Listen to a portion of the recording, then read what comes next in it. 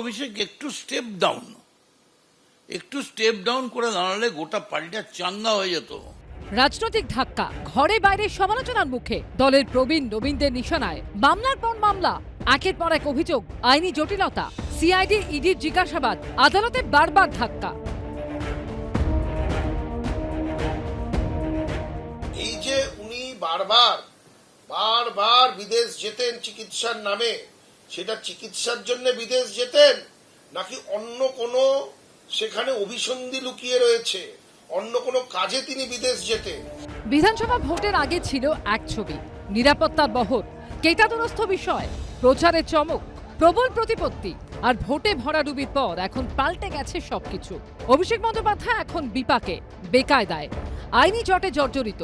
বুধবার কলকাতা হাইকোর্ট স্পষ্ট করে দিল, চিকিৎসার জন্য এখনই বিদেশ যাত্রায় যেতে পারবেন না অভিষেক বন্দ্যোপাধ্যায়। অর্থাৎ চারদিক থেকে অস্বস্তি। বিধানসভা ভোটে তৃণমূলের ভরাডুবির পরই অভিষেক বন্দ্যোপাধ্যায়কে নিশানা করেছেন একের পর এক নেতা। দেখেন, দলের বিপর্যয় যদি বলা যায় তাহলে একজনই ব্যক্তি আছে দলটাকে তিলে তিলে শেষ করে দিল, এটা অভিষেক ব্যানার্জি। হারের জন্য তো ওই তো সবচেয়ে বেশি রেসপন্সিবল। আমাকেও তো চোর শুনতে হচ্ছে ওর জন্য। 2022-এই তো আমি বলেছিলাম যে একে হবে না, এর দ্বারা দল থাকবে না। সই জালিয়াতি কাণ্ডে দুবার সিআইডির জিজ্ঞাসাবাদের মুখোমুখি হয়েছেন অভিষেক বন্দ্যোপাধ্যায়। তার ডিজে মন্তব্য নিয়ে বাগুইআটি থানায় অভিযোগ দায়ের হয়েছে। 4 তারিখে রবীন্দ্রসঙ্গীতের সাথে গ্রামে একটু করে ডিজেও বাজবে।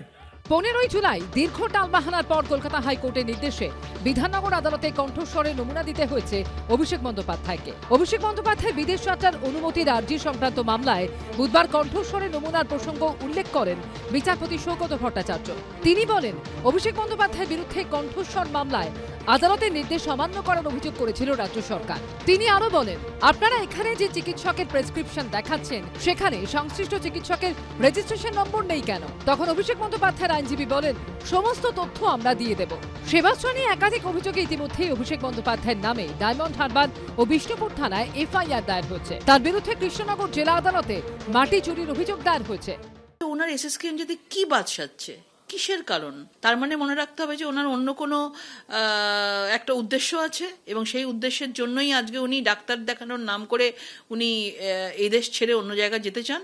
এবং আমরা দেখেছি যে অনেকেই ওনার যারা আশেপাশের লোকরা ছিলেন তারা কোন কোন আইল্যান্ডে সব চলে গেছেন, সেই আইল্যান্ডের আমরা কখনো নামই শুনিনি। সেই আইল্যান্ডের মধ্যে ওনারা থাকেন এবং তাকে ধরাছোঁয়ার নাগালের বাইরে চলে গেছেন। এবং সেই সাগরেদদের ডাকে তিনিও চাইছেন যে একবার যদি ভারত থেকে আমি পালিয়ে যেতে পারি তাহলে আমাকে কেউ আর ধরতে পারবে না। এই যে বিজেপি নেতারা এত কথা বলছেন, তো বিজেপি শাসিত রাজ্যে সবাই সরকারি হাসপাতালে যান, তো বিজেপি নেতারা কেউ দেশের বাইরে গিয়ে কোনো চিকিৎসা করান না। তো অভিষেকের সেটা একটা খুব জটিল সমস্যা। আমি যদি মনে করি আমার ট্রিটমেন্টটা আমি অমুক জায়গায় করব, তো সেটা তো একজন নাগরিকের অধিকারের মধ্যেও পড়ে।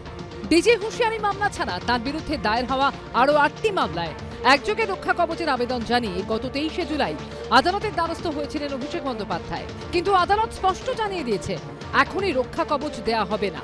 সব মিলিয়ে চরম অস্বস্তিতে অভিষেক বন্দ্যোপাধ্যায়। আশাবুল হোসেন, শিবাশিস মৌলিক ও রাজীব চৌধুরী রিপোর্ট, এবিপি আনন্দ। এবিপি আনন্দ, এগিয়ে থাকে, এগিয়ে রাখে।